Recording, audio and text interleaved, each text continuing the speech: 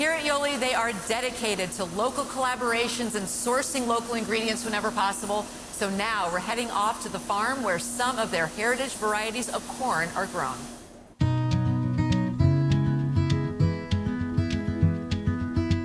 So I'm standing here with David, and you have a 3-acre plot of corn here that's heritage.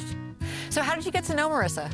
We had a mutual friend, and I was sort of hobbying around with heirloom corns and different colors and varieties, and was talking to my friend, and he goes, well, I know a lady that has a tortilla factory. And I said, that's a very good person to know for someone raising corn. And so we took her some samples, and she likes being able to get some things that maybe they couldn't get except for down in Mexico, but you know, to be able to grow it local here. So it's been a really good partnership. You have a diversified farm. You have hogs, you have, acres of row crops. So why get into heritage corn? The truly honest answer is that yellow number 2 corn gets a little boring after a while. Sure. And people I raise yellow number 2 corn for don't have a taco pop up at a microbrewery featuring your corn that you can go to. So yeah, it's just a lot of fun. And then I like to know where my products go in the end. And so getting to see it go into a tortilla is nice. Yeah, but that's really what this is all about, is, getting those connections that are made where in the community, it's not just a commodity, it's something where relationships are built. Sure. And you're benefiting each other. Yeah, absolutely. Love that. That's my favorite part of it, getting to meet different people. So can we take a look at the corn? Let's go see what we've got. Okay.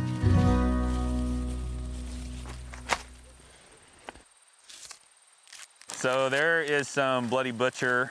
It's beautiful. Yeah, it really imparts a nice butterscotch flavor. And I think that's also something that's really surprising about corn. Like, we're so used to just going to the grocery store, getting an ear of yellow corn or white corn, and it has like a specific flavor. But all of these varieties, they aren't just beautiful, they also have their own flavor characteristics and textures too. Yeah, absolutely. Marissa looks for different protein levels and things like that because, certain levels of proteins make better tortillas or maybe something else. And that's something as I've learned more about Mexican corn culture is that they have, these specific varieties that you use this corn for this, food item. Yeah, that makes sense.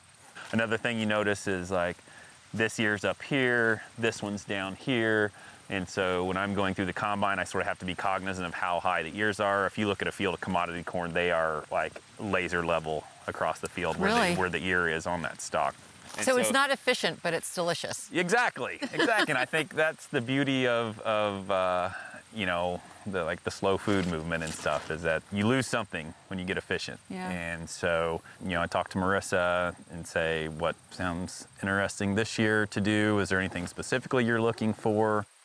I think we just take corn for granted. It's everywhere. Yeah.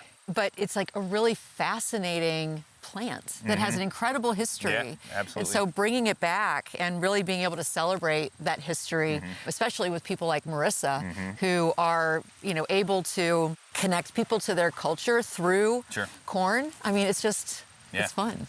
Corn is not just for pigs anymore, You heard it here first.